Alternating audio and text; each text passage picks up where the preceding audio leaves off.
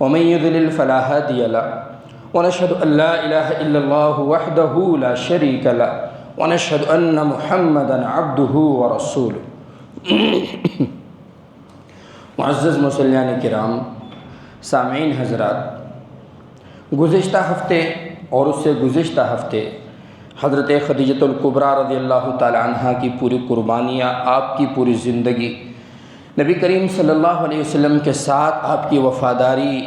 اسی طریقے سے آپ سے ان کی محبت، لگاؤ، آپ پر جانثاری کی جو حالت تھی اس کا بیان تھا۔ پھر گزشتہ ہفتے نبی کریم صلی اللہ علیہ وسلم کا وہ زمانہ جو شادی کے بعد اب نبوت سے قریب ہوتا چلا جا رہا ہے، اس کا بیان تھا۔ اسی کے ضمن میں یہ بات بھی آ گئی تھی کہ آپ صلی اللہ علیہ وسلم کو نبی ظاہر 40 سال کے بعد یا 40 سال میں کرنے کی کیا مصلحت تھی، جبکہ صحیح حدیث سے ثابت ہے کہ آپ صلی اللہ علیہ وسلم نے خود ارشاد فرمایا کہ میں تو نبی بنا دیا گیا تھا جبکہ آدم پانی اور مٹی کے درمیان تھے، کنت نبیّا وآدم بین الماء والطین، اس وقت سے نبی تھے۔ اور اسی طریقے سے صحیح حدیث سے یہ بھی ثابت ہوتا ہے کہ شروع ہی سے لا الہ الا اللہ محمد رسول اللہ وہ عرش پر بھی لکھا ہوا ہے۔ اسی طریقے سے اسی کے ضمن میں یہ بات بھی آ گئی تھی کہ 40 کا جو عدد ہے اس میں کیا کیا مصلحتیں ہیں۔ جیسے حضرت موسیٰ علیہ السلام کو اللہ تبارک و تعالیٰ نے کوہ طور پر 30 دن کہہ کے بلایا، اور پھر 40 دن اور 40 راتیں ان کو وہاں پر رکھا، اور پھر اس کے بعد اللہ تبارک و تعالیٰ نے ان کو توریت عطا کی۔ اسی طریقے سے سورہ مؤمنون کی تفصیلی آیات سے اس بات کی طرف اشارہ کیا گیا تھا کہ 40 دن کے بعد انسان کے پیٹ کے اندر ہونے کی صورت میں جب وہ اپنی ماں کے پیٹ کے اندر ہوتا ہے تو تغیرات واقع ہوتے ہیں، وہ بھی 40 دن کا عرصہ۔ اسی طریقے سے مسند احمد کی حدیث کے حوالے سے بتلایا گیا تھا کہ آپ صلی اللہ علیہ وسلم نے ارشاد فرمایا، میری اس مسجد میں جو شخص بھی 40 نمازیں پڑھے تو وہ نفاق سے بری ہے، وغیرہ وغیرہ۔ اسی طریقے سے نبوت کا بہرحال آغاز اب ہونے کو ہے، اور اسی طریقے سے نبوت کے آغاز میں یہیں پر ہماری بات پچھلی نشست میں ختم ہوئی تھی کہ جب نبوت کا آغاز ہونے کو ہے اور تقریباً سال بھر کا عرصہ باقی ہے، اور آپ صلی اللہ علیہ وسلم کی جو عمر مبارک ہے وہ 38 سال 10 مہینے یا اسی طریقے سے 39 سال 1 یا 2 مہینہ یہاں آپ کی عمر ہے، تو تبھی سے آپ صلی اللہ علیہ وسلم کو خواب آنے لگے، کبھی کبھی 2 دن میں، ہفتے میں، 15 دن میں، مہینے میں۔ لیکن جب 6 مہینے رہ گئے، 40 سال مکمل ہونے میں جب 6 مہینے رہ گئے تو وہ خواب نبی کریم صلی اللہ علیہ وسلم کو مستقل آنے لگے، اور خواب کی کیفیت بھی ایسی تھی جیسے کہ حضرت عائشہ رضی اللہ تعالی عنہ بیان کرتی ہیں کہ فلک الصبح، جیسا کہ صبح کا ہونا یقینی ہوتا ہے ایسے خواب ہوتے تھے جو دیکھتے وہی صبح میں ہو جا رہا ہے۔ اور نبی کریم صلی اللہ علیہ وسلم نے یہ بھی فرمایا کہ مجھے اس طرح کے خواب آتے تھے، میں کہیں کو گزر رہا ہوں گویا مجھے کسی نے سلام کیا ہے، پلٹ کر میں دیکھتا تھا تو مجھے کچھ بھی نظر نہیں آتا تھا۔ تو اس طرح یہ 6 مہینے پہلے، ایگزیکٹ 6 مہینے پہلے یہ اس طرح کی کیفیات آپ صلی اللہ علیہ وسلم کے ساتھ رونما ہونے لگی۔ اور بخاری شریف کی صحیح حدیث کے حوالے سے یہ بھی بتلایا گیا تھا کہ آپ صلی اللہ علیہ وسلم نے ایک حدیث میں فرمایا، الرؤیا الصالحہ جزء من 46 جزءا من النبوہ، کہ جو یہ مبشرات ہیں، سچے خواب ہوتے ہیں، یہ نبوت کا 46واں حصہ ہوتے ہیں۔ اور اس کی بھی تشریح کر دی گئی تھی کہ 46واں حصہ ہونے کا کیا مطلب ہے۔ 46واں حصہ ہونے کا مطلب یہ ہے کہ نبوت کا مکمل جو زمانہ ہے وہ 23 سال کا ہے۔ 23 سال کا جو زمانہ ہے اس کے اگر ہم مہینوں کو شمار کریں تو تقریباً 276 اتنے مہینے ہوتے ہیں۔ اتنے مہینوں کو جب ہم 6 پر تقسیم کریں گے تو 46 عدد نکل کر سامنے آتا ہے، یعنی کہ 23 سال مکمل زمانہ ہے، اور 23 کا جو ڈبل ہوتا ہے 46، اس میں سے اگر ایک عدد لیا جائے تو وہ ہاف زمانہ ہو گیا 1 سال کا۔ تو اس طریقے سے یہ 46واں حصہ گویا کہ نبوت کا قرار پایا۔ اور مصلحت اس میں یہ ہے، مطلب اس قول کا یہ ہے، تشریح اس کی یہ ہے کہ نبی کریم صلی اللہ علیہ وسلم نے جیسا کہ دوسری حدیث میں ارشاد فرمایا لم یبقى من النبوۃ الا المبشرات، کہ اب نبوت کا کوئی حصہ تو باقی نہیں رہا، میں جو ہے آخری نبی ہوں، میرے اوپر نبوت کا جو ہے دروازہ وہ بند کر دیا گیا، لیکن مبشرات جو ہیں ابھی باقی ہیں۔ مبشرات کا مطلب یہ ہوتا ہے کہ جیسے ایک نبی خبر دیتا ہے وہ جھوٹ نہیں ہو سکتا، اسی طریقے سے جو نیک انسان کو خواب آتے ہیں یا پھر کسی کو بھی خواب آتے ہیں اور اس کو لگتا ہے کہ یہ عجیب اور یونیک خواب ہے، وہ اس کی تعبیر معلوم کرے، اللہ تبارک و تعالیٰ اس خواب کے ذریعے سے اس کو ہو سکتا ہے کسی چیز سے ڈرا رہے ہوں، اپنی طرف مائل کر رہے ہوں، یا اسی طریقے سے کسی اور چیز کی اس کو خوشخبری دینا چاہتے ہوں یا ڈرانا چاہتے ہوں۔ تو بہرحال یہ اس کا مطلب ہے۔ اس کا مطلب یہ نہیں ہے جیسا کہ میں نے پچھلی مرتبہ بتلایا تھا، جیسے مرزا غلام احمد قادیانی نے اسی حدیث کو پکڑ لیا کہ جی بخاری شریف کو تو تم سب مانتے ہو، جی ہاں مانتے، کہ اسی میں تو لکھا ہوا ہے کہ نبوت کا اگرچہ دروازہ مکمل طور پر بند ہو گیا، لیکن ابھی بھی آج بھی اس زمانے میں بھی 46واں حصہ وہ تو نبوت کا باقی ہے۔ بے اللہ کے بندے، اللہ تبارک و تعالیٰ نے تو نبی کریم صلی اللہ علیہ وسلم کو اتنا واضح طور پر آخری نبی بنایا گیا کہ خود نبی کریم صلی اللہ علیہ وسلم کی زبانی جگہ جگہ پر خاتم الانبیاء والمرسلین آپ صلی اللہ علیہ وسلم نے بیان فرمایا۔ اور پھر دوسری بات یہ ہے کہ نبی کریم صلی اللہ علیہ وسلم نے خود وضاحت فرمائی کہ الا المبشرات الرؤیا الصالحہ الرؤیا الصادقہ، کہ جو جز باقی ہے وہ خواب کی شکل میں ہے۔ کسی بھی انسان کو، نیک صالح انسان کو جو خواب آتے ہیں وہ سچ ہو سکتے ہیں، یہ مطلب حدیث کا ہے۔ اب آپ مجھے بتائیے کہ اگر نبی کریم صلی اللہ علیہ وسلم نے ایک جز نبوت کا مثال کے طور پر مان لیجئے باقی رکھا اور یہ کہا کہ نبوت کے دروازے بند ہو گئے مگر 46واں حصہ باقی ہے، تو اس سے نبوت پر کیسے استدلال ہو سکتا ہے؟ ایک جز سے، ایک پارٹ سے کمپلیٹ کسی اسٹرکچر پر کیسے کوئی استدلال کر سکتا ہے؟ اگر راستے میں آپ جا رہے ہیں اور آپ کو بلڈنگ کی کوئی اینٹ پڑی ہوئی ملے تو آپ تو نہیں کہیں گے کہ یہ بلڈنگ پڑی ہوئی ہے، آپ تو یہ کہیں گے کہ کوئی اینٹ پڑی ہوئی ہے، شاید آس پاس میں کہیں پر تعمیری کام چل رہا ہو، وہاں کہ یہ اینٹ گر گئی ہے۔ اسی طریقے سے کسی انسان کا کوئی جز پڑا ہوا ہے، اللہ نہ کرے، اسی طریقے سے کسی جانور کا کوئی کان پڑا ہوا ہے، دم پڑی ہوئی ہے، اس کا کوئی اعضا جو ہے ایسے ہیں کہ راستے میں آپ کو مل گئے، تو آپ تو نہیں کہتے کہ یہ بھیڑ بکری پڑی ہوئی ہے، یہ کہیں گے کہ بھیڑ بکری کی دم پڑی ہوئی ہے۔ تو جز سے کل پر تو استدلال نہیں ہو سکتا۔ تو اسی طریقے سے یہ جو جتنے بھی بعد کے کذاب اور دجال مکر و فریب کرنے والے آئے ہیں، یہ بالکل جھوٹے ہیں، کیونکہ جز سے کل پر استدلال نہیں ہو سکتا۔ آپ ایک پارٹ سے کمپلیٹ اسٹرکچر کو ثابت نہیں کر سکتے، لیکن ہاں ایک چھوٹی سی چیز سے ایک بڑی سی چیز کی طرف پہنچا ضرور جا سکتا ہے، اس کی گنجائش ہے، لیکن ایک چھوٹی سی چیز کو آپ پکڑ کر بیٹھ جائیں کہ نہیں، دیکھیے آپ نے خود فرمایا کہ لم یبقى من النبوۃ الا المبشرات، کہ نبوت کے اجزاء سارے ختم ہو گئے مگر ایک جز باقی ہے، اور وہ جز کیا ہے کہ اچھے اور سچے نیک خواب، یہ نبوت کا 46واں حصہ ہے، تو اسی حصے سے ہم نبی بنا دیے گئے۔ تو بہرحال یہ اللہ تبارک و تعالیٰ نے اس زمانے کے لوگوں کو، علماء کو وہ صلاحیت عطا فرمائی کہ انہوں نے اس کا قلع کما کر دیا، اور اسی طریقے سے اس کو ایسے جو ہے منہ کی کھانی پڑی، اور ایسے دجال اور مکار کا چہرہ لوگوں کے سامنے آیا کہ اس زمانے کے تمام لوگ سمجھ گئے اور اس فتنے میں مبتلا ہو گئے، اگرچہ کہیں کہیں ابھی اس کے کچھ اثرات باقی ہیں۔ بہرحال وہ ایک الگ فیلڈ ہے۔ تو نبی کریم صلی اللہ علیہ وسلم نبوت کے بالکل قریب آ گئے، بالکل آخری مہینوں میں آپ صلی اللہ علیہ وسلم چل رہے ہیں۔ پھر اسی کے ضمن میں خواب کی کچھ تعبیرات، خواب کی کچھ اقسام بتلائی گئی تھی، اور یہ بھی بتلایا گیا تھا کہ اگر کسی کو کوئی خواب آئے تو اگر وہ ایسا گندا سندا خواب ہے کہ وہ آتا ہی رہتا ہے، تو حدیث میں اس کی جو ہے وضاحت فرمائی گئی کہ اپنی بائیں جانب تھتکار دے، لا حول پڑھ لے، اعوذ باللہ پڑھ لے، اور کروٹ بدل کر سو جائے۔ کوئی اچھا خواب آ رہا ہے تو کسی جاننے والے سے اس کی تعبیر معلوم کرے۔ کبھی کبھی ایسا ہوتا ہے کہ انسان کو خواب آیا بہت عجیب، تعبیر اس کی بہت اچھی، جیسا کہ آپ کو جو ہے پچھلی مرتبہ نشست میں بتلایا گیا تھا، ابن سینا جو خواب کی تعبیر بتلانے میں امام ہیں، اور انہوں نے بڑی بڑی کتابیں تصنیف فرمائی ہیں اور عجیب و غریب واقعات لکھے ہیں۔ اسی طریقے سے کبھی ایسا لگا کہ بہت برا خواب ہے، اچھی تعبیر، کبھی بہت اچھا خواب ہے تو بری تعبیر، ایسا بھی ہو جاتا ہے۔ اسی طریقے سے یہ بھی بتلایا گیا تھا کہ اگر کسی کو کوئی خواب نہ آئے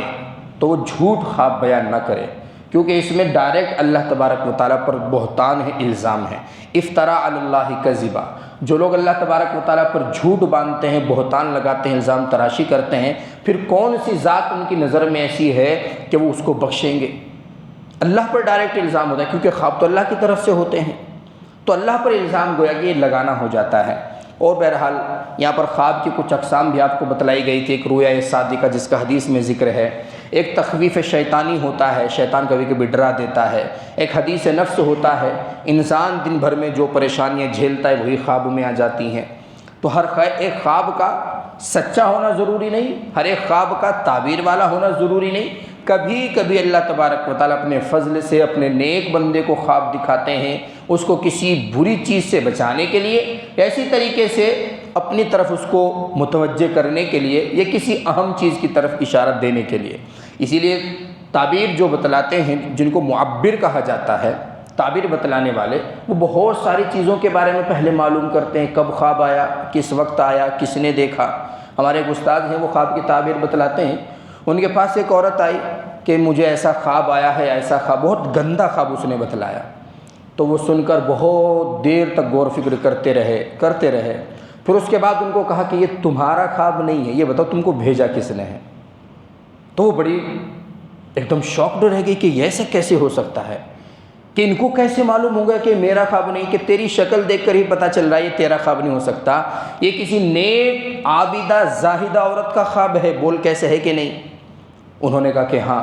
حضرت ایسی ہی بات ہے، دراصل ہمارے محلے میں ایک عورت ہے جس کے پاس میرا آنا جانا رہتا ہے، بڑی نیک ہے، اتنی نیک ہونے کے باوجود بھی اتنا گندا خواب آنا، اس لیے وہ آپ کے پاس آتے ہوئے شرمائی۔ تو ہم نے سمجھا کہ شاید خواب تو خواب ہوتا ہے، تو چلیے میں اپنا نام لے کر تعبیر معلوم کر لیتی ہوں، تعبیر تو ایک ہی نکلتی ہے، دو تو نہیں ہو سکتی۔ تو اس کی بہرحال تعبیر بہت اچھی تھی کہ اللہ تبارک و تعالیٰ اس سے دین کا کام لیں گے، اللہ تبارک و تعالیٰ اس سے لوگوں کو، عورتوں کو فائدہ پہنچائیں گے، اور ایسا پھر سننے میں آیا کہ اللہ تبارک و تعالیٰ اس عورت سے وہ کام لے بھی رہے ہیں، وہ عورت زندہ بھی ہے۔ بہرحال کبھی کبھی ایسا ہوتا ہے کہ ہمیں لگتا ہے کہ خواب بہت برا ہے، لیکن اس کی تعبیر اچھی ہوتی ہے۔ جیسے ایک شخص نے خواب دیکھا کہ وہ خود شخص، خواب بیان کرنے والا، نعوذ باللہ ثم نعوذ باللہ، کسی دینی کتاب پر پیشاب کر رہا ہے۔ اب کتنی غلط بات ہے بظاہر اگر انسان سوچے۔ اب صبح میں اٹھ کر پریشان ہوا، تعبیر معلوم کی تو لوگوں نے تعبیر بتلائی، تعبیر بتلانے والوں نے کہ ایک لڑکا تمہارے یہاں پیدا ہوگا جو اللہ کے فضل سے حافظ ہوگا۔ تو کبھی کبھی سننے میں ایسا لگتا ہے کہ بہت برا خواب ہے، تعبیر اس کی بہت اچھی ہوتی ہے۔ اور جیسے وہ آگ کا قصہ، وہ تو ابن سینا نے، محمد بن علی سینا نے اپنی کتاب میں خود لکھا ہے کہ ایک آدمی کی جو ہے وہ بیڈ کے نیچے آگ کے انگارے نظر آئے، تو ایک کو تعبیر بتلائی کہ تمہیں جو ہے مال و دولت عطا ہوگا، چلے جاؤ، اچھی تعبیر ہے۔ وہی خواب دوسرے شخص کو 6 مہینے بعد آیا، اس کو کہا کہ تمہارا گھر آگ کی لپٹ میں آنے والا ہے یا پھر گرنے والا ہے، گھر سے نکل جاؤ۔ اب جو طلبہ سامنے بیٹھ کر پڑھتے تھے انہوں نے کہا حضرت ابھی کچھ مہینے پہلے ایک شخص سیم خواب بیان کرنے کے لیے آئے تھے، آپ نے اس کو بڑی خوشخبری دی تھی، اور اس کو جو ہے آپ نے کہا کہ جلدی سے اپنے بچوں کو نکال لو۔ تو انہوں نے کہا کہ خواب کی تعبیر میں سب چیزیں دیکھی جاتی ہیں۔ اس کو جو خواب آیا تھا وہ سردیوں کا خواب تھا، اور سردیوں میں آگ جو ہے وہ رحمت ہوتی ہے، زحمت نہیں ہوتی۔ سردیوں میں انسان آگ کو ڈھونڈتا پھرتا ہے، تلاش کرتا ہے، لیکن گرمیوں کا جو خواب ہوتا ہے وہ زحمت ہوتا ہے۔ گرمیوں میں انسان کہاں آگ میں اپنے ہاتھ کو تاپتا ہے، اور جو اگر آگ کے آس پاس رہنے والے مجبوری میں جو لوگ ہوتے ہیں ان کے بھی چہرے سے پسینہ ٹپکتا رہتا ہے، وہ بھی چاہتے کہ ہمارے سر پر پنکھا لگا دیا جائے۔ تو اس کا خواب گرمیوں کا ہے اس لیے زحمت ہے، اس کا خواب سردیوں کا تھا اس لیے وہ رحمت ہے۔ پھر اسی طریقے سے اور بھی بہت ساری، یہ ایک الگ فن ہے، ہر ایک دیندار، ہر ایک مفتی، ہر ایک علامہ، ہر ایک محدث تعبیر نہیں بتلا سکتا۔ اسی طریقے سے نبی کریم صلی اللہ علیہ وسلم کے پاس ایک عورت اپنا خواب بیان کرنے کے لیے آئی، صحیح حدیث میں ہے، آپ تمام حضرات نے وہ خواب سنا ہوگا۔ اللہ کے رسول صلی اللہ علیہ وسلم نے اس کی پریشانی کو دیکھ کر تعجباً ارشاد فرمایا ارے ہوا کیا ہے بولو۔ اب وہ گھبرا رہی ہے، یا رسول اللہ اب کیا بتلاؤں، ایسا ڈراؤنا خواب ہے، مجھے ایسا دکھلایا گیا خواب میں کہ آپ کے بدن سے ایک ٹکڑا بدن کا الگ ہوا، اور وہ بدن کا ٹکڑا الگ ہونے کے بعد فاطمہ کے پاس گیا، فاطمہ کے بدن کا بھی ایک ٹکڑا الگ ہوا، اور پھر وہ دونوں ٹکڑے مل کر میرے پاس آ گئے، میری گود میں آ گئے، میری آنکھ کھل گئی، تو تب سے میں کشمکش میں ہوں، مجھے پریشانی ہے۔ تو اللہ کے رسول صلی اللہ علیہ وسلم نے فرمایا ارے خوشخبری ہو، مبارک ہو، یہ تو بڑا اچھا خواب ہے، اس میں برائی کی بات کیا ہے؟ کہ یا رسول اللہ پھر مجھے تعبیر بتلائیے تاکہ میرے دل کو اطمینان ہو۔ اللہ کے رسول صلی اللہ علیہ وسلم نے ارشاد فرمایا کہ جو پہلا ٹکڑا میرے بدن سے الگ ہوا وہ میری بیٹی پیاری لخت جگر فاطمہ ہے، اور جو دوسرا ٹکڑا فاطمہ سے جدا ہوا وہ ان کے بیٹے اور ان کے لخت جگر ہیں۔ تو جب انسان پیدا ہوتا ہے گویا کہ وہ اپنے ماں باپ کا ٹکڑا ہوتا ہے، اس کا حصہ ہوتا ہے، اس کا پارٹ ہوتا ہے۔ تو اگر کسی کے بدن کا پارٹ الگ ہوا گویا کہ اس کے یہاں اولاد پیدا ہوئی، اور پھر وہ میرا جو پارٹ الگ ہو کے فاطمہ کے پاس گیا اور فاطمہ کا پارٹ الگ ہو کر تمہاری گود میں آیا۔ اب اس کی مکمل اور آسان تعبیر گویا کہ یہ ہوئی کہ میری بیٹی ہے فاطمہ، اور فاطمہ کے یہاں ایک بیٹا پیدا ہوگا، اور وہ بیٹا جب کسی قابل ہو جائے گا تو تمہاری گود میں آ کر وہ کھیلے گا۔ یہ تعبیر اس کی ہے۔ اب وہ عورت سن کر بڑی خوش ہوئی کہ نبی کریم صلی اللہ علیہ وسلم کے جو نواسے ہیں میری گود میں کھیلیں گے، اس سے بڑی خوش قسمتی کی بات کیا ہو سکتی ہے؟ اسی طریقے سے نبی کریم صلی اللہ علیہ وسلم مجلس میں بھی کبھی کبھی صحابہ کرام کو روک لیا کرتے تھے۔ کسی نے کوئی خواب دیکھا، جیسا کہ یہ اذان جو ہماری آج کل رائج ہے، جو شاعر اسلام میں سے ہے اور عام طور پر اس کی توہین کفر سمجھا جاتا ہے، یہ بھی خواب ہی میں اللہ تبارک و تعالیٰ کی طرف سے نازل ہوئی، اس کا حکم بھی جو ہے وہ خواب ہی میں عطا کیا گیا۔ ایک صحابی نے آ کے بیان کیا، یا رسول اللہ مجھے خواب آیا کہ میں بجانے کے لیے کوئی چیز خرید رہا ہوں، اب وہ خریدنے جو بیچ رہا ہے چیز وہ مجھے پوچھ رہا ہے کہ کس لیے خرید رہے ہو؟ کہ جب ہماری نماز کا وقت ہوتا ہے تو ہم اس کو بجا دیا کریں گے تاکہ مصلیان مسجد میں آ جائیں۔ تو اس بیچنے والے نے کہا کہ نہیں، اس سے اچھی چیز میں بتلا دوں۔ تو اس نے پھر پوری جو ہے اذان کے کلمات دہرائے کہ ان کلمات کو بلند جگہ پر چڑھ کر کہا کرو، یہ سب سے اچھے کلمات ہیں۔ تو جب ایک صحابی نے خواب کی اپنی کیفیت بیان کی، حضرت عمر بھی اپنی چادر گھسیٹتے ہوئے، یا رسول اللہ میں نے بھی یہی خواب دیکھا ہے۔ تو پھر اللہ کے رسول صلی اللہ علیہ وسلم نے حضرت بلال کو حکم دیا کہ اب سے انہی کلمات کے ذریعے سے لوگوں کو بلایا کرو۔ تو یہ مبشرات ہیں، یہ وہ خواب ہیں جو سچے ہوتے ہیں، اور انہی کو رؤیا صالحہ، رؤیا صادقہ اور المبشرات کے نام سے حدیث میں جانا جاتا ہے۔ بہرحال، اور پھر جب آپ صلی اللہ علیہ وسلم اسی عمر کے آس پاس تھے تو کعبۃ اللہ شریف میں حجر اسود رکھنے کا وہ مشہور واقعہ جو کئی مرتبہ آپ نے سنا ہوگا وہ پیش آیا۔ اس کے بعد آپ صلی اللہ علیہ وسلم پر جب یہ کیفیات طاری ہونے لگی کہ جو بھی دیکھتے ہیں صبح میں سچ ہو جا رہا ہے، تو اللہ کے رسول صلی اللہ علیہ وسلم کو پریکٹیکل، ظاہری طور پر بھی باطنی طور پر بھی، دنیا سے، اس کی رنگینیوں سے، اس کے نشیب و فراز سے کٹ کرنے کے لیے شروع ہی سے نبی کریم صلی اللہ علیہ وسلم کا مزاج اللہ تعالیٰ نے ایسا بنا دیا کہ خلوت آپ کو پسند آنے لگی۔ خود نبی کریم صلی اللہ علیہ وسلم کے الفاظ حبب الی الخلاء، مجھے ایسا لگنے لگا کہ مجھے تنہائی میں رہنا چاہیے، اور اسی چیز کو آپ صلی اللہ علیہ وسلم پسند فرمانے لگے۔ تو بہرحال یہ خواب کا سلسلہ بھی جاری ہے، اور نبی کریم صلی اللہ علیہ وسلم بہت پہلے سے پہاڑوں پر جا کے اللہ کو یاد کیا کرتے تھے۔ ملت ابراہیمی کے اعتبار سے کبھی کبھی نوافل نماز وغیرہ بھی پڑھ لیا کرتے تھے، تو ملت ابراہیمی کے اعتبار سے اپنی اپنی عبادت میں مصروف رہتے تھے، لیکن اب زیادہ دنوں تک رہنے لگے۔ جبل نور پر جو غار حرا ہے وہاں پر جانے لگے۔ اب کعبۃ اللہ شریف سے چند میل کی دوری پر یہ جبل نور ہے، اسی جبل نور کی چوٹی پر ایک غار ہے، چھوٹی سی، زیادہ بڑی نہیں ہے، ایسا نہیں کہ اس میں 20-30 آدمی رہ سکتے ہیں، 2 یا 3 آدمیوں کے بیٹھنے کی جگہ اس میں اتفاق سے ہے۔ اور اسی طریقے سے آج کل کے زمانے کے اعتبار سے اگر کلومیٹر کے حساب سے کہا جائے تو ایگزیکٹ 5 کلومیٹر دور آج کے میپ کے حساب سے یہ کعبۃ اللہ شریف سے، یا پھر یہ کہیے کہ حرمین شریفین سے، مکہ معظمہ سے، مسجد حرام سے 5 کلومیٹر دور یہ واقع ہے۔ اسی طریقے سے غار ثور بھی ہے، ہجرت کے وقت جہاں پر حضرت ابوبکر صدیق اور آپ صلی اللہ علیہ وسلم ٹھہرے تھے غار ثور میں، تو وہ بھی تقریباً 4.5 یا 4.25 کے آس پاس اتنے کلومیٹر دور پر یہ دونوں واقع ہیں، لیکن دونوں کی جانب الگ الگ ہیں۔ تو اللہ کے رسول صلی اللہ علیہ وسلم نے غار حرا کو اپنا ٹھکانہ بنا لیا، وہاں پر رہتے تھے۔ مٹی کے برتن میں پانی لے جاتے،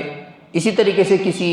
برتن میں ستو لے جاتے تھے، چنے لے جاتے تھے، اور یہ چیزیں آج اس زمانے میں بھی عام طور پر جہاں باڑھ وغیرہ آتی ہے اور پانی بہت زیادہ سر سے اوپر گزر جاتا ہے تو گورنمنٹ کی طرف سے اوپر سے ہیلی کاپٹر گھومتے ہیں اور لوگوں کو جہاں پر لوگ تھوڑا محفوظ رہتے ہیں لیکن چاروں طرف پانی ہے، پریشان ہیں، باہر نکل نہیں سکتے، کھانے پینے کے سامان ختم ہو گئے، تو ہیلی کاپٹر سے وہاں پر چنے، گڑ، ستو یہ چیزیں ڈالی جاتی ہیں، کیونکہ یہ چیزیں قدرتی طور پر شروع ہی سے اب تک ایسی ہیں کہ اگر ان کو انسان ایک بار کھاتا ہے تو 24 گھنٹے تک بھوک نہیں لگتی۔ اور آج بھی جہاں پر شدید گرمی ہے، جیسے ہمارا آسام ہے، یو پی ہے، بہار ہے، یہ علاقے ایسے ہیں کہ اگر ان میں اپنی گرمی سے زیادہ لوگ پریشان ہیں تو ڈاکٹر بتلاتے ہیں کہ ستو پانی میں گھول کر تھوڑا سا اس کو پتلا کر کے پیجئے تو گرمی کی شدت کم ہو جائے گی، اسی طریقے سے جو بیماریاں ہیں ان کا بھی خاتمہ ہو جائے گا۔ کچھ علاقوں میں اس کا استعمال آج بھی ہے۔ تو بہرحال آپ صلی اللہ علیہ وسلم ستو وغیرہ لے جاتے، چنے وغیرہ بھی لے جایا کرتے تھے، مٹی کے جو ہے برتن میں پانی لے جایا کرتے تھے تاکہ جو ہے وہ گرم بھی نہ ہو۔ تو یہ تمام چیزیں کس لیے تھی؟ تاکہ ماحول سے کٹ جائیں، قریش کی برائیوں سے دور رہیں، وہاں کے جو رواج ہیں، ریت ہیں، جن پر وہ لوگ جو ہے اپنی جان دینے کے لیے تیار ہے لیکن ان کا کوئی ثبوت نہیں ملتا، ان چیزوں سے حضور دور رہیں۔ کیونکہ آپ نے دیکھا ہے کہ انسان ایک اچھا ہے، وہ چغلی کرنا نہیں چاہتا، اسی طریقے سے کسی سے حسد کرنا نہیں چاہتا، کسی کی برائی کرنا نہیں چاہتا، لیکن چار لوگ مل کر جب برائی کرتے ہیں اور اتفاق سے یہ چاروں کے بیچ میں پھنس جاتا ہے تو اس کو کبھی کبھی ہاں کرنا پڑتا ہے، کبھی کبھی انکار بھی کرنا پڑتا ہے۔ تو یہ تصدیق کرنا، یہ تردید کرنا پھر اس انسان کو گناہ میں برابر کا شریک کر دیتا ہے۔ تو نبی کریم صلی اللہ علیہ وسلم پہلے سے ہی اس تمام ماحول سے دور جا کر غار حرا میں عبادت کرنے لگے۔ اب رہ جاتی ہے یہ بات کہ آپ صلی اللہ علیہ وسلم کے لیے یہ جو غار حرا کا انتخاب، اسی طریقے سے آپ صلی اللہ علیہ وسلم کی جو خلوت نشینی، یہ تمام کی تمام کیوں ہیں؟ تو اللہ تبارک و تعالیٰ نے آپ صلی اللہ علیہ وسلم کو یہ چیزیں محبوب بنا دی۔ کبھی کبھی تو ایک ہفتہ رہتے تھے، کبھی کبھی 15 دن، کبھی کبھی ایک مہینہ واپس نہیں آتے تھے۔ حبب الی الخلا، تنہائی اتنی پسند ہو گئی تھی، تنہائی گھٹی میں پڑ گئی تھی، اور دراصل یہ باطنی طور پر حضور صلی اللہ علیہ وسلم کو تیار کیا جا رہا تھا۔ باطنی طور پر جیسے ظاہری طور پر آپ بالکل فرشتہ صفت انسان تھے اور شروع ہی سے تمام لوگ متفقہ طور پر آپ کو صادق اور امین کہتے تھے، باطنی طور پر اسی طریقے سے جس طرح بچپن میں وہ تطہیر قلب کا واقعہ پیش آیا، اسی طریقے سے مزید اس میں اضافہ کرنے کے لیے، نورانیت پیدا کرنے کے لیے، تاکہ اب نبوت کا بار پڑنے والا ہے، اس میں مزید استحکام پیدا ہو جائے، اس کے لیے اللہ تبارک و تعالیٰ نے ایسا مزاج بنا دیا کہ تنہائی پسند آ گئی۔ جیسے انسان جب ٹینشن میں ہوتا ہے تو گھر جا کر کھانا اس کے سامنے رکھا جاتا ہے تو وہ کہتا ہے کہ مجھے ابھی بھوک نہیں ہے،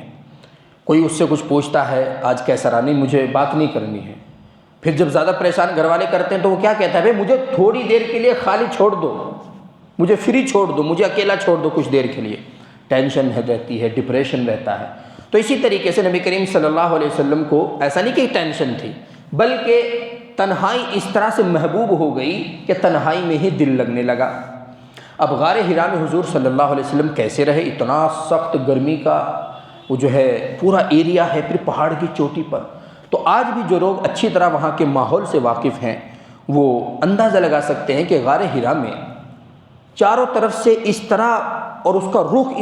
اس طرح سے اللہ تبارک و تعالیٰ نے بنایا ہوا ہے کہ گرمی کی شدت براہ راست اندر غار میں نہیں جاتی۔ جیسے اصحاب کہف کے بارے میں آتا ہے، اللہ تبارک و تعالیٰ خود فرماتے ہیں کہ سورج ان کے اوپر سے نہیں بلکہ سائڈ سے ہو کر گزر جاتا تھا اور ان پر دھوپ نہیں آتی تھی سورہ کہف میں۔ اسی طریقے سے غار حرا کا رخ بھی اس طرح سے بنا ہوا ہے کہ سورج براہ راست اس میں اندر نہیں جاتا، اس کی شعاعیں اندر نہیں جاتی، سائڈ سے ہو کر گزرتی ہیں 12 کے 12 مہینے۔ تو غار حرا بھی اسی طرح سے ہے۔ اور دوسری سب سے جو عظیم بات ہے وہ یہ ہے کہ نبی کریم صلی اللہ علیہ وسلم کو وہاں سے کعبۃ اللہ شریف صاف نظر آتا تھا۔ آج بھی اگر یہ جو بیچ کی بلڈنگیں ہیں ان کو ہٹا کر دیکھا جائے تو غار حرا سے بیٹھ کر کعبۃ اللہ شریف بالکل ایسے نظر آتا ہے جیسے ہیلی کاپٹر سے نیچے کی دنیا نظر آتی، بالکل صاف شفاف۔ یہی کچھ لوگوں نے غار ثور کے بارے میں بھی کہا ہے کہ غار ثور سے بھی کعبۃ اللہ شریف ایسے ہی نظر آتا ہے۔ تو غار حرا کو، اور پھر ایک طرف جانب اعلیٰ ہے، ایک طرف جانب اسفل ہے، جنت معلیٰ جس کو کہتے ہیں۔ تو اسی لیے ورنہ تو کعبۃ اللہ شریف کے بالکل آس پاس میں اور بھی پہاڑ تھے، لیکن انتخاب اس پہاڑ کا کیا تاکہ یہ تمام چیزیں نبی کریم صلی اللہ علیہ وسلم کو یہ بینیفٹ حاصل ہوتے رہیں۔ اسی طریقے سے اب یہ جو قلبی صفائی کا اہتمام چل رہا ہے، اس کے لیے غار حرا کا انتخاب ہو گیا، اس میں کیا مصلحتیں تھیں وہ آپ کو بتلا دی گئی۔ اب سب سے بڑی مصلحت تو کیا تھی؟ ماحول سے دوری،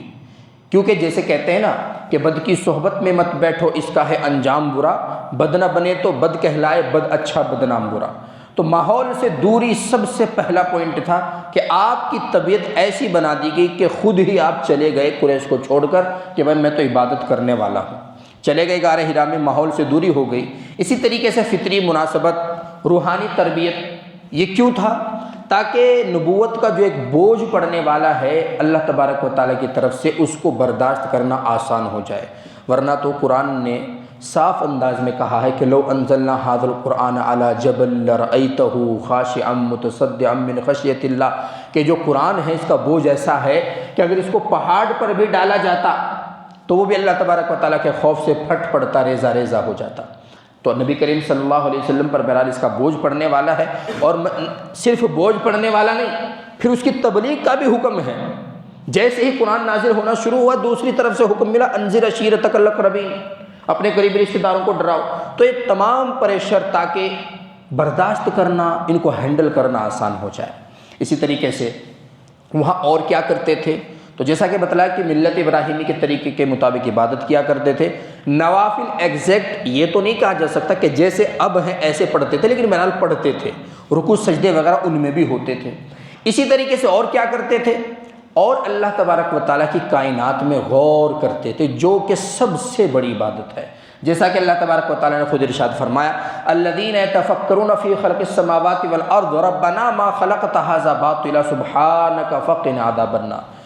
متقی لوگوں کی اللہ تبارک و تعالیٰ نے تعریف فرمائی اور پھر ان کی نشانیاں بتلائی کہ وہ کون لوگ ہیں۔ تو سب سے پہلی نشانی کیا ہے؟ یتفکرون فی خلق السماوات والارض، آسمان و زمین کی پیدائش میں یہ غور کرتے ہیں کہ اللہ تبارک و تعالیٰ نے بغیر ستون کے آسمان کو، بغیر نیچے پلر کے زمین کو کیسے کھڑا کیا ہوا ہے۔ تو ان چیزوں میں غور کرنا یہ بھی عین عبادت ہے۔ تو نبی کریم صلی اللہ علیہ وسلم بھی ایسے ہی کیا کرتے تھے۔ تو جب آپ وہاں جا کر رہنے لگے، مہینوں نہیں آتے تھے، تو آس پاس کے لوگ آپ کے بارے میں پوچھتے نہیں تھے؟ حضرت خدیجہ کو آ کر پوچھتے نہیں تھے کہ کہاں گئے محمد؟ نظر نہیں آتے، کافی دنوں تک نظر نہیں آتے۔ وہ اس لیے نہیں پوچھتے تھے کیونکہ قریش میں عام رواج تھا، بلکہ جو مکہ کے آس پاس کے جتنے بھی لوگ تھے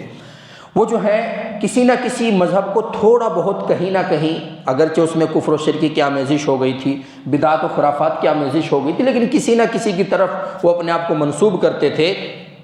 اور وہ کچھ دنوں کے لیے کسی بھی پہاڑی پر یا اپنی جگہ چھوڑ کر کسی دوسری جگہ پر عبادت کی نیت سے جایا کرتے تھے، جسے آج کل ہم کیا کہہ دیتے ہیں؟ خلوت نشینی۔ اسی طریقے سے غور و فکر کرتے تھے آپ صلی اللہ علیہ وسلم بھی، تو آپ بھی اگر چلے جاتے تھے تو لوگوں کو زیادہ عجیب نہیں لگتا تھا، کیونکہ قریش سال میں ایک مرتبہ جایا کرتے تھے، اور اس زمانے میں اس کو تحنس کہا جاتا تھا۔ تحنس، تو تحنس سب کے یہاں اس کا کوئی نہ کوئی تصور تھا۔ تو یہ جو روایتی خلوت ہے یہ بھی فالو ہو گئی، اور جو اصل مقصد ہے وہ بھی حاصل ہو گیا، اور اللہ تبارک و تعالیٰ نے اس جگہ کو معظم بھی بنا دیا، اور وہیں پر قرآن کا نزول بھی ہو گیا۔ اسی طریقے سے اور بھی بہت ساری مصلحتیں لوگوں نے بیان کی ہیں غار حرا پر جانے کی، اور اس کو جو ہے وہ منتخب کرنے کی۔ اب یہاں پر ایک بات قابل غور ہے، کچھ ویڈیوز، کچھ چیزیں، کچھ تحریریں ایسی سامنے آتی ہیں جو براہ راست ان تمام چیزوں کا انکار کرتی ہیں۔ جیسے غامدی صاحب ہیں، پاس کے ملک کے رہنے والے ہیں، بڑا طبقہ ان کو ماننے لگا ہے، وہ صاف انکار کرتے ہیں کہ نہیں، یہ جو بخاری میں حدیث ہے یہ میری سمجھ سے باہر ہے، مسلم شریف کی یہ جو حدیث ہے ہماری سمجھ سے باہر ہے، حدیثیں تو جو ہے وہ 150 سال کے بعد لکھی گئی ہیں، اور ان میں افسانے لکھے ہوئے ہیں۔ افسانے، نعوذ باللہ، افسانوں سے تعبیر کرتا ہے۔ جس کتاب کو فریق مخالف بھی تسلیم کرتا ہے، اور جس کتاب کے حوالے شیعہ حضرات بھی اپنی کتابوں میں دیتے ہیں، ان کتابوں میں لکھی ہوئی چیزوں کو وہ افسانہ کہتا ہے۔ اور ابھی میں اس کا ایک کلپ سن کے آ رہا ہوں، وہ کہتا ہے کہ نہیں،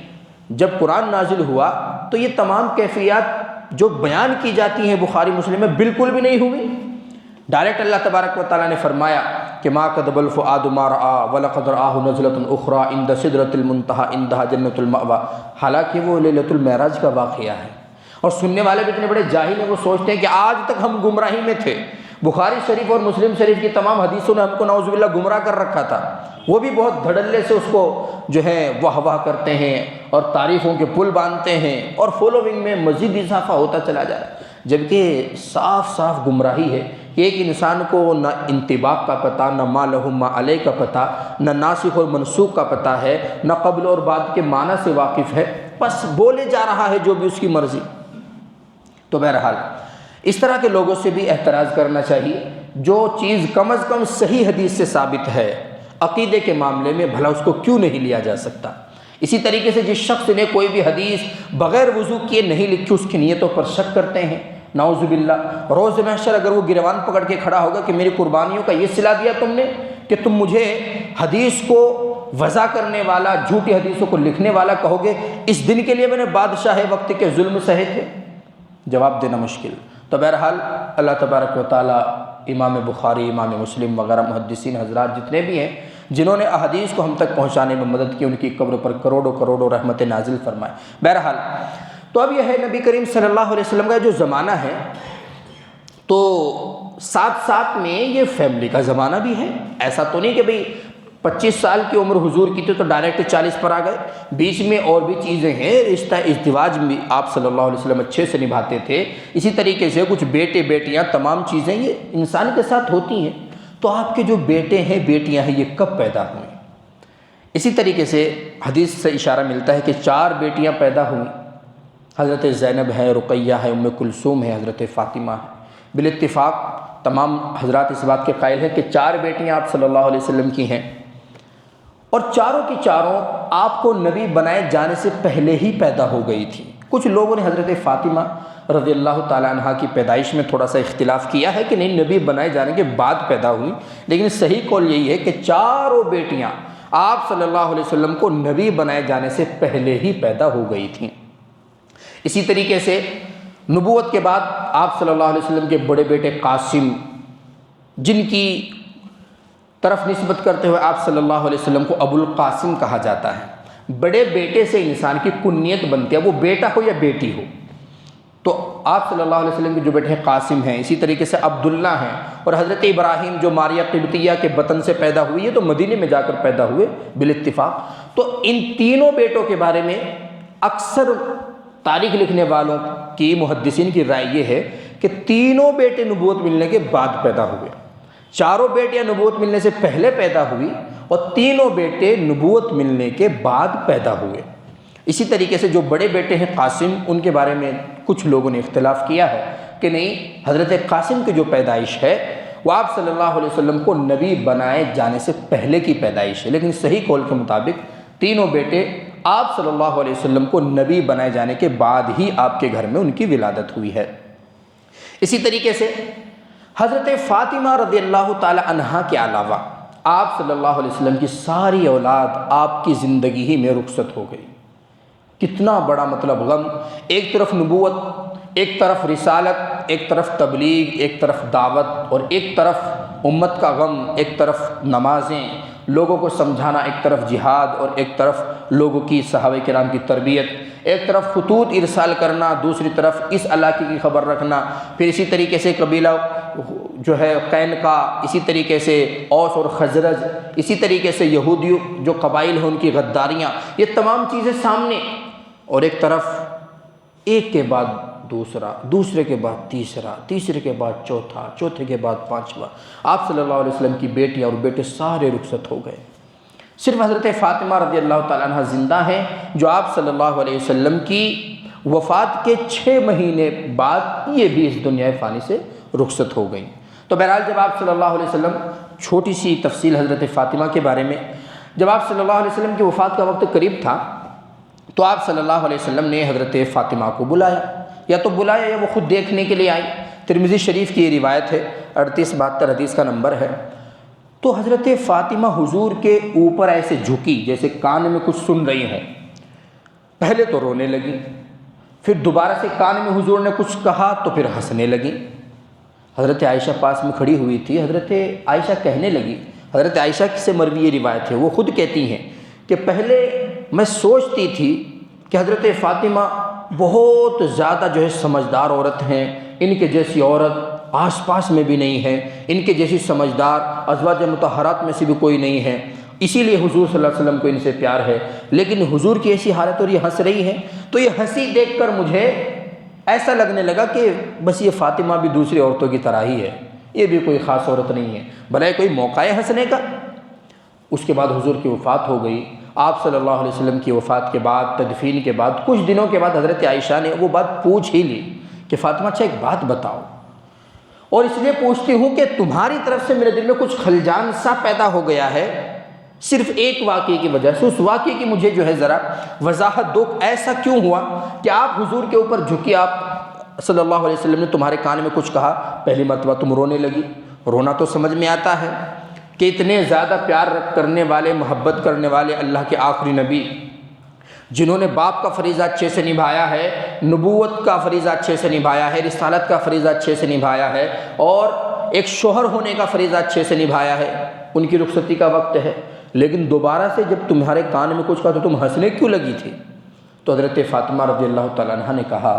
کہ دراصل بات یہ تھی کہ پہلی مرتبہ جب میرے کان میں ابا جان نے کچھ کہا، میں اس لیے رونے لگی تھی کہ آپ صلی اللہ علیہ وسلم نے، میرے والد بزرگوار نے میرے کان میں اپنی وفات کی مجھے خبر دی تھی، تو مجھے سن کر رونا آ گیا۔ رونا اس لیے آ گیا کہ میں اپنے ابا کے بغیر کیسے رہ پاؤں گی، اب تک جو ہے میری پوری زندگی جتنی بھی ہے، اگرچہ حضرت فاطمہ ایک عین جوان ہے اس موقع پر، کہ میری پوری زندگی اپنے والد کو دیکھ دیکھ کر گزری ہے، اور ایک رسول ہیں، آخری نبی ہے، وہ جانے تو مجھے غم نہیں ہوگا۔ دوسری مرتبہ ہلکی سی مسکراہٹ میرے چہرے پر اس لیے آئی تھی کہ میرے کان میں نبی کریم صلی اللہ علیہ وسلم نے ارشاد فرمایا تھا کہ فاطمہ تم غم نہ کرو، میرے اہل خانہ جو ابھی باقی ہیں ان میں سب سے پہلے تم آ کر مجھ سے ملو گی، یعنی کہ تمہارا انتقال میرے فوراً بعد ہوگا۔ تو یہ بات سن کر میں ہنسنے لگی کہ چلیے ملاقات جلدی ہو جائے گی پھر ابا جان سے۔ تب حضرت عائشہ رضی اللہ تعالیٰ عنہ کا وہ کنفیوژن دور ہوا کہ اچھا یہ بات تھی، میں سمجھ نہیں پائی، اور اس وقت میں نے یہ کہہ دیا کہ فاطمہ بھی شاید عام عورتوں کی طرح سے ایک عورت ہے۔ تو حضرت فاطمہ رضی اللہ تعالیٰ عنہ آپ صلی اللہ علیہ وسلم کی سب سے چھوٹی صاحبزادی ہیں، حضرت علی رضی اللہ تعالیٰ عنہ کے نکاح میں ہیں، اور آپ صلی اللہ علیہ وسلم کو ان سے بڑی محبت تھی، بڑی عقیدت تھی۔ نماز کے بعد خبر گیری کرنے کے لیے کبھی کبھی اگر کوئی دن چھٹ بھی جاتا تھا تو اہتمام کے ساتھ دوسرے دن یا تیسرے دن ضرور جایا کرتے تھے۔ جیسے ایک شاعر نے وہ پوری منظر کشی کی ہے کہ ایک دن تھی مبتلائے رنج و غربت فاطمہ، کر رہی تھی امتیاز رنج و راحت فاطمہ، آئے مسجد سے محمد مصطفیٰ صلی علیہ، بولے کیوں روتی ہے کیسی ہے طبیعت فاطمہ، ایک زانوں پر حسن تھے ایک زانوں پر حسین، رو رہی تھی دیکھ کر دونوں کی صورت فاطمہ۔ تو بہرحال یہ شاعر کچھ ادھر ادھر کی بھی کر دیتے ہیں، کچھ اپنی طرف سے بھی منمانی گھڑ دیتے ہیں، لیکن بہرحال حالات اس وقت ایسے ہی رہا کرتے تھے۔ حضرت عائشہ کے، اسی طریقے سے حضرت فاطمہ کے، اسی طریقے سے حضرت زینب کے جو اسٹرگل رہے ہیں وہ آپ سب کو معلوم ہے کہ اپنے ہاتھ سے چکی پیسنا، ہاتھوں میں چھالے پڑ جاتے تھے، اسی طریقے سے مشکیزہ لاتی تھی تو کمر پر نشان ہو جایا کرتے تھے، اپنے ہاتھ سے آٹا پیستی تھی اتنا وقت صرف ہو جایا کرتا تھا۔ تو یہ مشقتیں، یہ راحتوں کا دور جو اس زمانے میں، اس زمانے میں نہیں تھا۔ تو آپ صلی اللہ علیہ وسلم نے فرمایا کہ پھر کیا بات ہے، کیا کہنا چاہتی ہو؟ تو حضرت فاطمہ کہتی ہیں کہ اچھا کھاتے اچھا پیتے ہیں تمام اہل قریش، پیستی چکی اٹھاتی ہے مصیبت فاطمہ، دوسرا دن ہے کہ کھانے کو نہیں دانا ملا، ضعف کے باعث سے ہے بے تاب و طاقت فاطمہ، دیکھو ننھے ننھے بچے رو رہے ہیں بھوک سے، ان کی حالت دیکھ کر روتی ہے حضرت فاطمہ۔ تو آپ صلی اللہ علیہ وسلم کی وہ جو تسلی ہے اس کو شاعر نے اپنے انداز میں بیان کیا۔ آپ نے فرمایا ہنس کر یہ بھی کوئی بات ہے، گر تجھے درکار ہے دنیا کی دولت فاطمہ، جس مسلح پر ہے بیٹھی اس مسلح کو اٹھا، دیکھ آئے گی نظر اللہ کی قدرت فاطمہ۔ آپ نے اٹھ کر مسلح کو اٹھایا جس گھڑی ہو گئی حیرت سے بحر غرق حیرت فاطمہ، یعنی دو دریا تھے سونے اور چاندی کے رواں، مخرج ان کا پشت پائے نیک نیت فاطمہ۔ یعنی مسلح پر بیٹھی ہوئی تھی، آپ نے فرمایا کہ مسلح کو اٹھا کر دیکھو تو مال و دولت نظر آیا، یعنی دو دریا تھے سونے اور چاندی کے رواں، مخرج ان کا پشت پائے نیک نیت فاطمہ۔ آپ نے فرمایا بھر لو اپنے دامن شوق سے، دل میں رہ جائے نہ باقی کوئی حسرت فاطمہ۔ جب آپ نے اٹھ کر مسلح کو اٹھایا تو وہاں پر مال دولت ذخیرہ سونے چاندی خوب نظر آئے اللہ کی رحمت سے، قدرت سے۔ تو آپ نے فرمایا کہ جتنا تمہیں چاہیے فاطمہ لے لو، لیکن اتنا یاد رکھو دولت دنیا ہے یہ، کام آئے گی نہ کچھ روز قیامت فاطمہ۔ یاد رکھو یہ صرف دنیا کی دولت ہے، آخرت میں یہ کچھ کام آنے والی نہیں ہے، لیکن اتنا یاد رکھو دولت دنیا ہے یہ، کام آئے گی نہ کچھ روز قیامت فاطمہ۔ اور آگے نبی کریم صلی اللہ علیہ وسلم نے ارشاد فرمایا کہ اہل دنیا کے لیے ہے دولت دنیا تمام، اور ہمارا مال ہے صبر و قناعت فاطمہ۔ یہ جو مال و دولت جس کی تم شکایت کر رہی ہو، یہ تمام کے تمام دنیا داروں کے قصے ہیں۔ ہمارا جو مال ہے، ہماری جو دولت ہے، ہمارا جو اصل سرمایہ ہے، ہمیں جو نعمت ملی ہے وہ صبر ہے، شکر ہے، قناعت ہے۔ تو حضرت فاطمہ کو احساس ہوا، تو حضرت فاطمہ کا جو قول شاعر نے نقل کیا ہے، بولے حضرت فاطمہ یا ابی کیجئے معاف، اپنی نادانی سے کر بیٹھی شکایت فاطمہ۔ تو بہرحال آپ صلی اللہ علیہ وسلم کا جو اٹریکشن تھا، آپ صلی اللہ علیہ وسلم کو جو لگاؤ حضرت فاطمہ سے تھا، وہ ناقابل بیان تھا۔ آپ صلی اللہ علیہ وسلم جب ملنے کے لیے جاتے تھے تو کھڑی ہو جایا کرتی تھی، کبھی وہ آپ صلی اللہ علیہ وسلم کو بوسہ دیتی تھی، کبھی آپ صلی اللہ علیہ وسلم ان کو بوسہ دیا کرتے تھے۔ حضرت فاطمہ اگر ملنے کے لیے آ رہی ہیں، صحابہ کرام کی مجلس ہے، حضور تعظیماً کھڑے ہو جا رہے ہیں، بیٹی کی محبت میں، بیٹی کے ادب میں، بیٹی کی رسپیکٹ میں۔ تو یہ وہ عزت تھی جو ایک نبی نے، ایک مکہ میں پیدا ہونے والے انسان نے، نبی کریم صلی اللہ علیہ وسلم نے عورتوں کے تعلق سے سکھائی ہے۔ اور آج کہتے ہیں کہ اسلام جو ہے وہ عورتوں کو ان کے حق نہیں دیتا، عورتوں کے حق مارتا ہے، اور حق کی بات وہ کرتے ہیں جو انسان عورتوں کو جو ہے اپنی شہوات کا، خواہشات کا نشانہ بناتے ہیں اور ان کو ایک لقمہ سمجھتے ہیں، جہاں مرضی آیا وہاں ان کو کڈنیپ کر دیا، جہاں مرضی آیا وہاں ان کی عزت کے ساتھ کھلواڑ کر دیا۔ وہ گیان دیتے ہیں اور وہ نالج دیتے ہیں کہ اسلام عورتوں کو عورتوں کا حق نہیں دیتا۔ تو بہرحال یہ تمام محبتیں حضرت فاطمہ سے آپ صلی اللہ علیہ وسلم کی جاری رہیں۔ آپ کی وفات ہوئی اور 6 مہینے بعد حضرت فاطمہ رضی اللہ تعالی عنہا کا بھی وصال ہو گیا،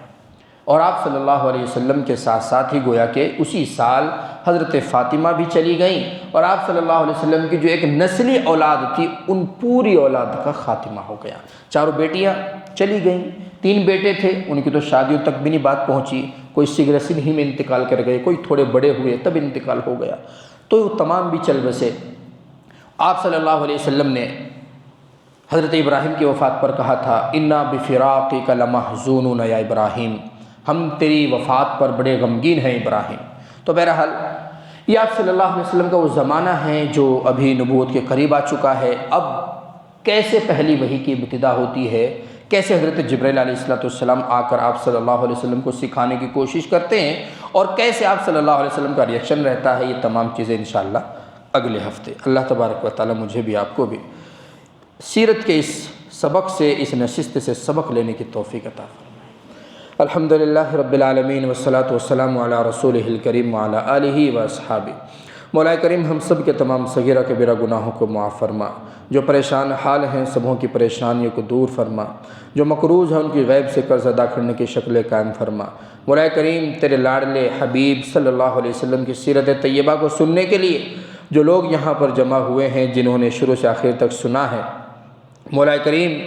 تیرے نبی کی سنتوں کو عمل میں لانے کی نیت سے اور غرض سے یہاں پر